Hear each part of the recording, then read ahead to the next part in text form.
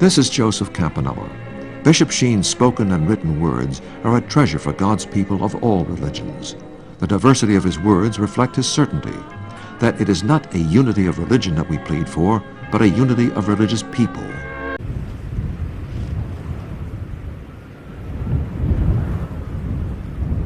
One of the most important things when you're sailing is wind direction.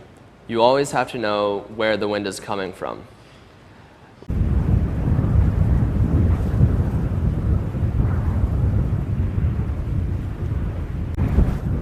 After Archbishop Fulton Sheen stepped down as the Bishop of the Rochester Diocese, he was interviewed by Mike Wallace on CBS's 60 Minutes news program. I can't find the interview on YouTube, and I only know of it because of a transcript of the interview appeared in the October 31st, 1969 issue of the Rochester Courier-Journal. And that newspaper was Bishop Sheen's own diocesan newspaper before he stepped down. The interview covered Archbishop Fulton Sheen's views on the Vietnam War, defections of the clergy, his administration of the Rochester Diocese, and his career in the church. The entirety of the interview spanned 9.5 minutes. The introduction by Wallace noted that the word from Rochester was that Bishop Sheen had moved too far, too fast, with radical innovations, and had alarmed conservative Catholics there, while at the same time he had lost touch with the priests and the parishioners of the inner city. Wallace said that Sheen remains a conservative on matters of faith and morals, but he wants some radical changes in the Catholic Church. Wallace asked, "For a long time, Archbishop, you were known to be an interpreter of the faith, a superb advocate of church views. Then suddenly, up in Rochester, you turned innovator.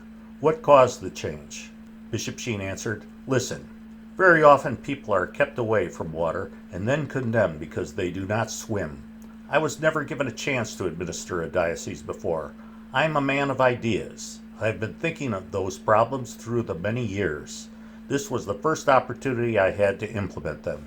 Wallace asked, "In your speeches, in your sermons, in your writings, you didn't lead us to believe that you intended to raise the age of confirmation to 16 or 17, to put sex education in Catholic schools, to set up a lay board to pass on seminarians before they could even be ordained, to let priests choose your second in command. You appointed a vicar for the poor. Those were all innovations, and they left the conservative Catholics in Rochester aghast, and they heartened, if you will, all kinds of progressive Catholics." Bishop Sheen answered, "I was really taking an inspiration from the Vatican Council. I think that made the difference." Wallace asked, "John the 23rd really did have a considerable effect on you, didn't he?" Bishop Sheen answered, "Yes, I knew him very well.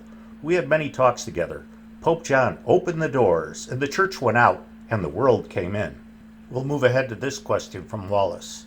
2 years ago, Archbishop, you called upon President Johnson to unilaterally withdraw the United States from Vietnam. You were the first major American Catholic to do so. Are you still committed to that view? Bishop Sheen answered, "Yes, I am. First, it is not a political action. It's a moral action. If we were to be the moral leaders in the world, we must give an example. And being the most powerful, also, we must show our power by appreciating the weak. And so I suggest that we withdraw for the sake of winning the approval of the world. And furthermore, this war is costing too much. In Vietnam, it costs $1 million an hour, $24 million a day. So that, from the moral and economic point of view, withdrawal from Vietnam is to be very much recommended." Wallace asked, "Now? Immediately?" Bishop Sheen answered, "Now, immediately." Wallace asked, "Surely you worry about the safety of the Vietnamese Catholics should the U.S. forces withdraw?" Bishop Sheen answered, "No, I do not, Mr. Wallace.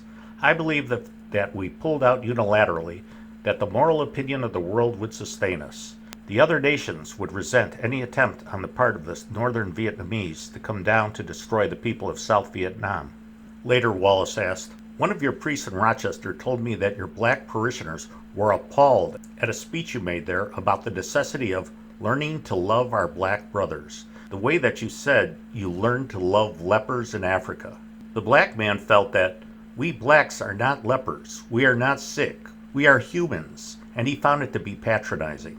Please note that this is the third example of racism that we've seen from Bishop Sheen on this playlist.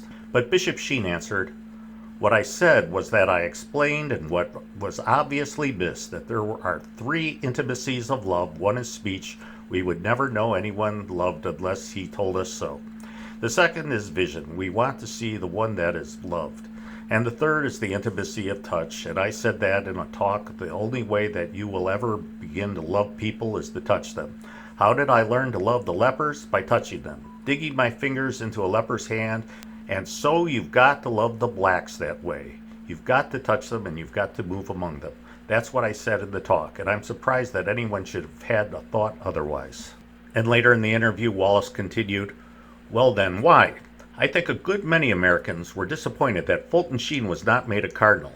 Why? Would you be unfaithful to Christian practice?" Sheen answered, "I would be unfaithful to Christian practice in doing anything to get it. I would not be unfaithful to Christian practice in accepting it." And Wallace asked, "And what might you have to do to get it?" And Sheen answered, "Well, I'm sure that I could have, meaning have been made a cardinal, in the past, and that I will not say the price." And this perhaps is the most intriguing part of the interview. Bishop Sheen is suggesting that either Pope Paul or perhaps someone in the Curia had dangled the carrot of being a cardinal for something that Bishop Sheen was not willing to do. But it's my speculation that the one thing that Bishop Sheen did not sell out on was the traditional Catholic teaching regard to birth control and abortion. And he did this before Pope Paul VI announced that he would uphold the traditional teachings of the church in that area. And he did that while other prelates were telling people to expect Pope Paul to rescind Catholic teachings in those matters. And it seems to me that this is worth an additional video. So I'll be doing that eventually. Well, I hope you enjoyed this video. I'll be back again within a week with another one. But in the meantime, please check out my Facebook page and my Twitter page. Every day I post additional content that you won't find on this YouTube channel. And also, please pray for the church. Got the Fulton blues.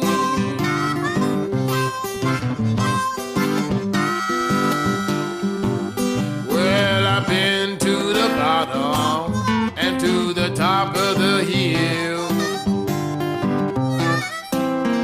Well, I've been to the bottom and the top of the hill.